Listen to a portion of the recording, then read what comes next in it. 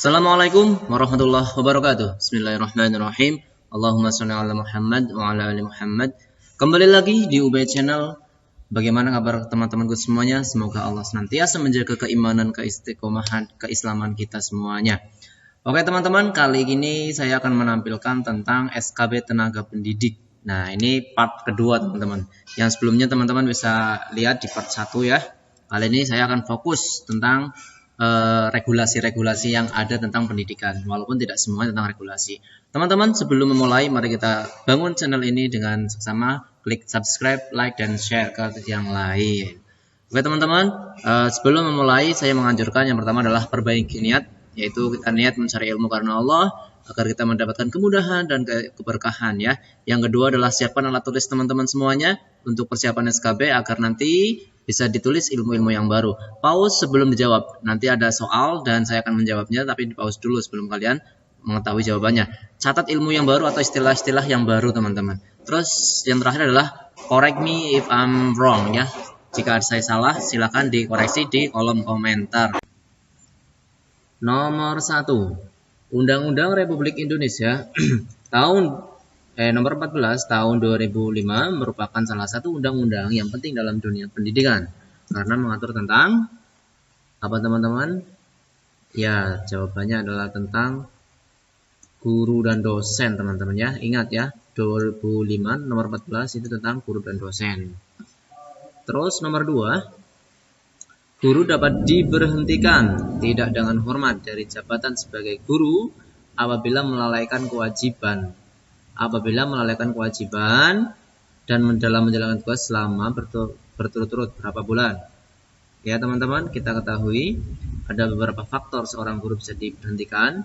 Ya, yang pertama karena melanggar sumpah dan janji jabatan ya. Terus yang kedua karena melanggar perjanjian kerja atau kesepakatan kerjasama. Yang ketiga, ini yang terkait pembahasan soal ini, melalaikan kewajiban dalam menjalankan tugas selama 1 bulan atau lebih secara berturut-turut. Berarti jawabannya apa? Ya, jawabannya adalah 1 bulan. Teman-teman. Terus yang ketiga, alokasi dana pendidikan selain gaji pendidik dan biaya pendidikan kedinasan sedikitnya adalah dari APBN pada sektor pendidikan. Berapa persen teman-teman? Ya, ini diatur dalam Undang-Undang Sisdiknas teman-teman nomor 20 tahun 2003, tepatnya di pasal 49 ayat 1, yang intinya itu alokasi anggaran untuk pendidikan itu harus minimal itu 20% teman-teman. 20% dari APBN ataupun APBD ya, seperti itu. Terus selanjutnya nomor 4. Pendidikan keagamaan dapat diselenggarakan melalui jalur pendidikan di bawah ini. Titik-titik apa teman-teman? Ya, kita ketahui teman-teman, pendidikan keagamaan, coba tebak dulu apa? Jawabannya yang mana? Pendidikan keagamaan itu kan ada di segala pendidikan teman-teman. Di jalur pendidikan formal, non formal, dan informal. Jadi semuanya ini ada. Semuanya ini ada ya, formal ada, informal ada, non formal ada. Berarti jawabannya adalah semuanya benar. Ya, semuanya benar. Itu jawabannya E. Nomor 5. Syarat memperoleh izin pendirian suatu satuan pendidikan meliputi hal-hal di bawah ini, kecuali apa teman-teman?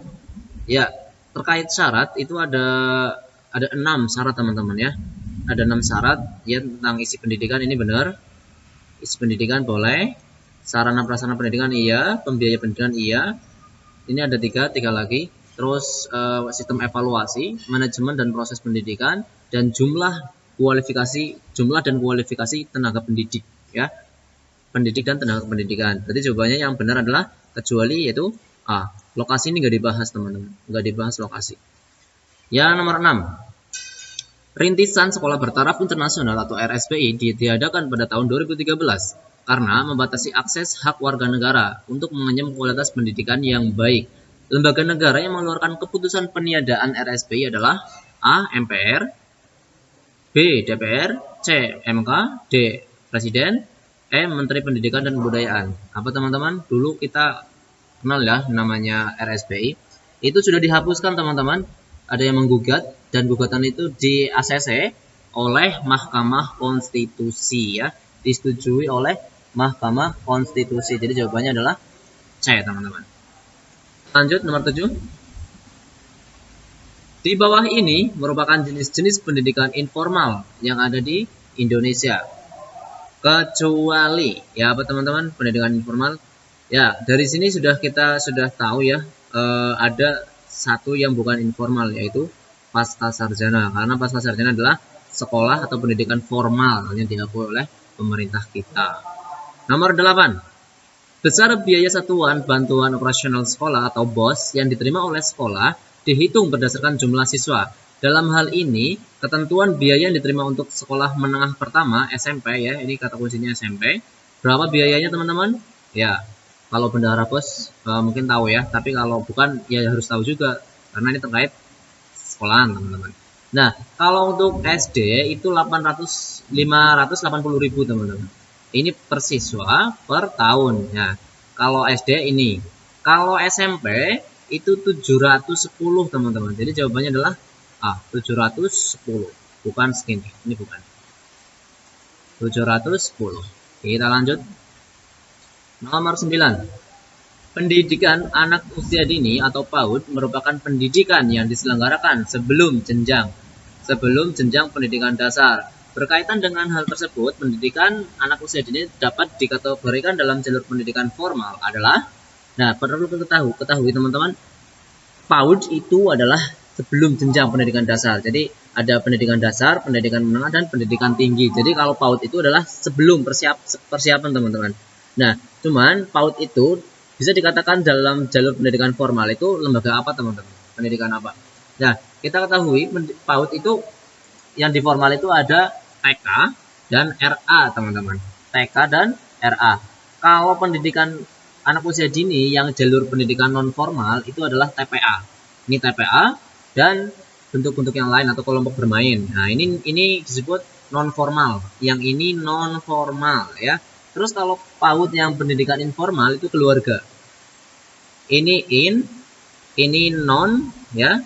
Ini non formal lah, ini yang formal. Berarti jawabannya adalah A. Terus nomor 10. Pendidikan pasraman merupakan salah satu bagian dari pendidikan nasional, tepatnya sebagai bentuk dari apa teman-teman? Coba ditebak dulu. Ya, ini terkait pendidikan ini diatur dalam Undang-Undang Nomor 20 Tahun 2003 tentang Sediknas teman-teman, tepatnya di pasal 30 ayat 4, di mana dijelaskan bahwa pendidikan keagamaan berbentuk pendidikan dinia, pesantren, pasraman, pabaja samanera, dan bentuk lain jenisnya. Berarti termasuk apa teman-teman? Ya, jawabannya adalah pendidikan keagamaan ya. Jawabannya ini teman-teman. Jawabannya adalah E. Oke, lanjut. Mata pelajaran yang wajib diberikan oleh lembaga pendidikan asing pada tingkat pendidikan dasar dan menengah bagi peserta didik warga negara Indonesia adalah apa teman-teman? Ya, jawabannya adalah, coba ini ditebak dulu. Agama dan olahraga, agama dan bahasa Indonesia, warganegaraan dan bahasa Indonesia dan bahasa Inggris, agama dan warganegaraan.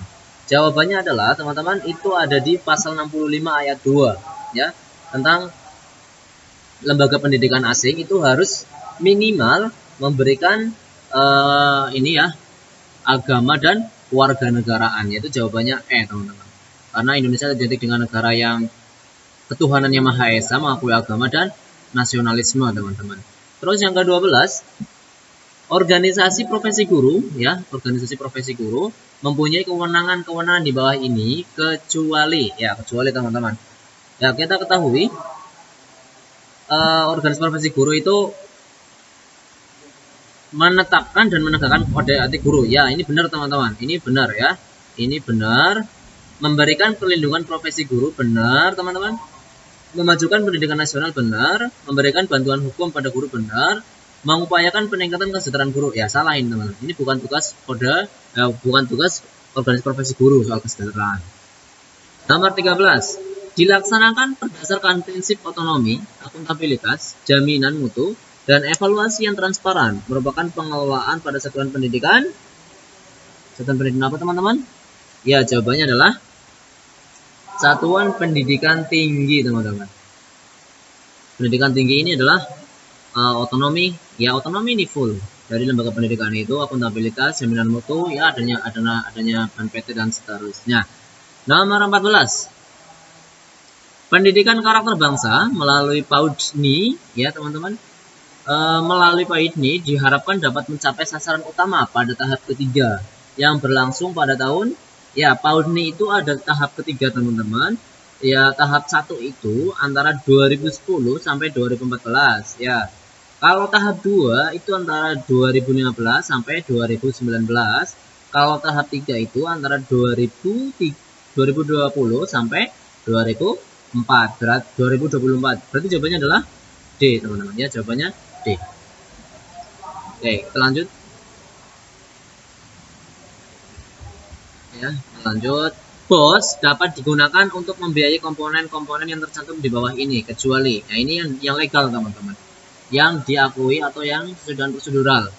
Ya, yang pertama adalah A. Pembiayaan transportasi untuk siswa miskin yang mengalami masalah biaya transportasi ke sekolah. Betul ini teman-teman ya. Ini betul ya. Terus yang kedua atau B. Pembiayaan ulangan umum dan ujian sekolah. Betul, ini betul. Yang C. Pembiayaan transportasi untuk guru yang mengalami masalah biaya transportasi ke sekolah. Ya, kalau yang ini C itu ini bukan teman-teman. Transportasi guru ya ke sekolah ini enggak. Berarti jawabannya adalah C teman-teman. Coba yang D. Pembelian, iya betul. Pembelian buku, pembelian bahan habis pakai, betul. Ya, jadi jawabannya adalah C. Nomor 16. Penyaluran BOS sekolah, ya penyaluran BOS untuk sekolah yang masuk dalam kategori wilayah terpencil dilaksanakan berapa kali? Ya, kita ketahui teman-teman, penyaluran BOS itu dilakukan setiap periode 3 bulanan, triwulan teman-teman. Namun, untuk sekolah yang terpencil itu dilaksanakan dalam 6 bulan teman-teman atau 1 semester. Berarti jawabannya adalah D. Ya, karena ini terpencil teman-teman, terpencil. Kalau normal itu 3 bulan. Nomor 17. Lulusan sekolah yang berkualitas menurut Undang-Undang Sistem Pendidikan Nasional akan memiliki berapa indikator teman-teman? Ternyata indikatornya itu ada 9 ya. Ada 9, yaitu beriman, bertakwa, berilmu, bertanggung jawab, sehat, cakap, kreatif, mandiri, dan demokratis. Itu ada di undang-undang itu teman-teman. Lanjut kita nomor 18. Program Pendidikan Profesi Guru atau PPG Prajabatan diatur dalam Peraturan Menteri Pendidikan dan Kebudayaan Republik Indonesia nomor berapa teman-teman? Coba ditebak. Ya, jawabannya adalah D. Ya, nomor 87 tahun 2013. Itu jawabannya. Nomor 19. Di bawah ini merupakan bentuk pendidikan menengah kecuali, ya kita ketahui teman-teman, pendidikan itu ada 3 ya, pendidikan dasar, menengah, dan tinggi. Di mana Dasmen itu ada lembaganya pemerintahnya sendiri, Dikdasmen. Kalau tinggi itu beda lagi. Nah, kalau yang masuk menengah itu ada beberapa teman-teman ya. Di antaranya itu adalah SMA. Nah, SMA ini benar teman-teman. Ini kan kecuali ya, ingat ya, kecuali. SMA itu jelas benar, menengah atas. Terus MA juga ini menengah. SMA ini menengah, ya, ini menengah. Ini MAK teman-teman mungkin belum tahu ya. MAK itu Madrasah Aliyah Keterampilan ya. Kejuruan bukan keterampilan. Ya, kejuruan yang mengandung keterampilan. Nah, berarti jawabannya adalah apa? MTS teman-teman. Ya, ini adalah bentuk bukan pendidikan menengah. Nomor 20. Batas minimal peserta program wajib belajar berdasarkan pasal 34 ayat 1 Undang-Undang nomor 20 tahun 2003 tentang Sisdiknas adalah, ya teman-teman, kita ketahui di pasal 34 itu ya diatur bahwa setiap warga negara yang berusia 6 tahun ya, berusia 6 tahun dapat mengikuti program wajib belajar. Jadi batas minimalnya adalah 6 tahun. Jawabannya B teman-teman, bukan 7 tahun ya. Bukan 5 tahun terlalu muda, 7 tahun, 8 tahun bukan, tapi 6 tahun. Nomor 21. Lembaga mandiri yang dibentuk untuk berperan dalam peningkatan mutu pelayanan dengan memberikan pertimbangan, arahan, dukungan, tenaga, sarana, dan prasarana, serta pengawasan pendidikan pada tingkat satuan pendidikan adalah apa teman-teman? Apakah Dewan Pendidikan? Perasaan ini bukan. KKG ini kelompok kerja guru bukan. Ini bukan tugasnya. OSIS bukan. Ini organisasi anak-anak. Tidak, jawaban benar. Ya, salah. Jadi jawabannya adalah komite sekolah, teman-teman ya. Karena komite sekolah itu dibentuk dan berperan dalam peningkatan mutu pelayanan dan memberikan pertimbangan ya.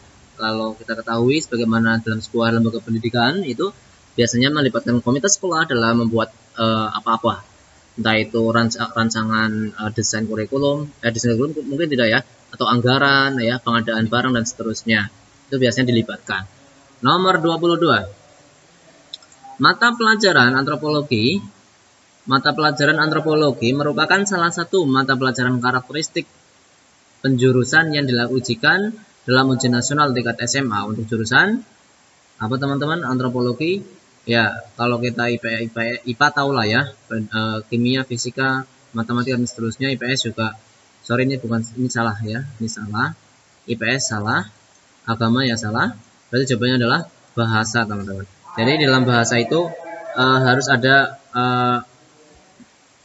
pelajaran seperti sastra Indonesia, bahasa asing pilihan, dan antropologi. Ya, antropologi. Nomor 23.